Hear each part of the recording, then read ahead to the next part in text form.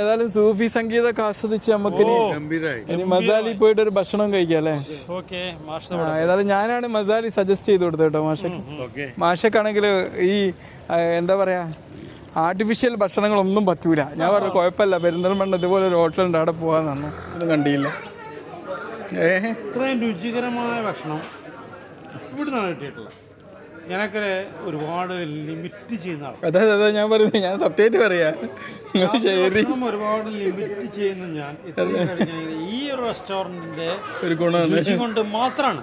നിങ്ങൾ സൂഫി സംഗീതം കൊണ്ടും ഇപ്പോൾ ഭക്ഷണം കൊണ്ടും സംതൃപ്തനായി തോന്നുന്നല്ലേ? വളരെ സംതൃപ്തനായി. അത് നിങ്ങളെ കണ്ടപ്പോൾ തോന്നുന്നുണ്ട്. നിങ്ങൾ ഇത്ര ഭക്ഷണം കഴിക്കുന്നത് ഞാൻ കണ്ടില്ല ഇതുവരെ. ഈ ഒരു ഹോട്ടലിൽ വന്നപ്പോഴാണ് ഫുഡിൻ്റെ ടേസ്റ്റ് മനസ്സിലായത്. ഇവിടെ മഞ്ചേരി നിന്നൊക്കെ ആൾക്കാർ വരലുണ്ട്, അതാണ് ഇത്ര തിരക്ക്. ഇപ്പോൾ വേറെ പുറത്തുനിന്നും ആൾക്കാർ വരും, ഇവിടുത്തെ മാത്രം. നല്ല തിരക്കാണല്ലോ. അത് തിരക്കാൻ മൂപ്പര് ഇവിടെ തിരക്കാന്ന് വിചാരിച്ച് ഇവിടുന്ന് പോകാന്ന് പറഞ്ഞതിന്. പക്ഷെ നിങ്ങൾ ഭക്ഷണം ഉഷാറല്ലേ? ആണല്ലോ വേണ്ടത്. മിക്കവാറും എല്ലാ ബ്ലോഗർമാരും. അതെ ഏതായാലും മാഷ് ഭക്ഷണം നിയന്ത്രിക്കുന്ന ആൾ. അവിടെ നിന്ന് അത്യാവശ്യം ഒരുപാട് ഷാപ്പാട് അടിച്ച് നിൽക്കുകയാണ്. ഈ തിരക്കൊക്കെ കണ്ടിട്ട് പോവാന്ന് വിചാരിച്ചാണോ? പക്ഷെ ഇവിടെ വന്ന് ടേസ്റ്റ് കണ്ടപ്പോൾ അതാണ് കുറച്ച് ക്യൂ നിന്നാലും എന്താ